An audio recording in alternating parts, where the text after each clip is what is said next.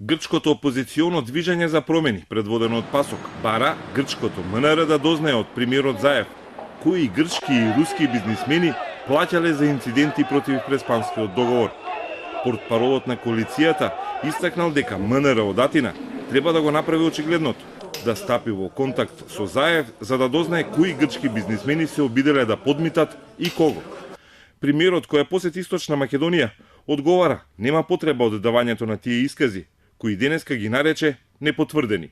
Нема потреба да доставаме, тоа се искази кои што се непотврдени и апсолутно верувам дека нема потреба од никакви други детали околу самите искази кои што се дадени од граѓани кои што биле повикани на разговор во полицијата. Тоа се искази на луѓе кои што после нападите на полицајците пред собранието, дел од навивачката група Комити, која што секако ја почитуваме, една од најголемите навивачки групи, искажаа своји искази во разговори со полицијата зошто тоа го правеле. Меѓународната новинарска истражувачка мрежа ОЦЦРП се повика на документи од македонското МВР, според кои контроверзниот грчки бизнисмен, поранешен руски политичар Иван Савидис, исплатил 300.000 евра на навивачи и политичари кои во Скопје требало да организираат насилни инциденти против Преспанскиот договор и против македонското членство во НАТО.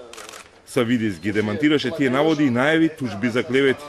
Тој е познат и по блиските врски со грчката влада, пред се со лидерот на независни грци Панос Каменос, кој е дел од владата на Ципрас. Насилните инциденти во Скопје се случија пред еден месец, на 17 јуни, и оттогаш се тие изјави на дел од приведените. Но досега МВР не излезе со конкретни детали, правдајќи се дека нема да води истрага преку медиуми.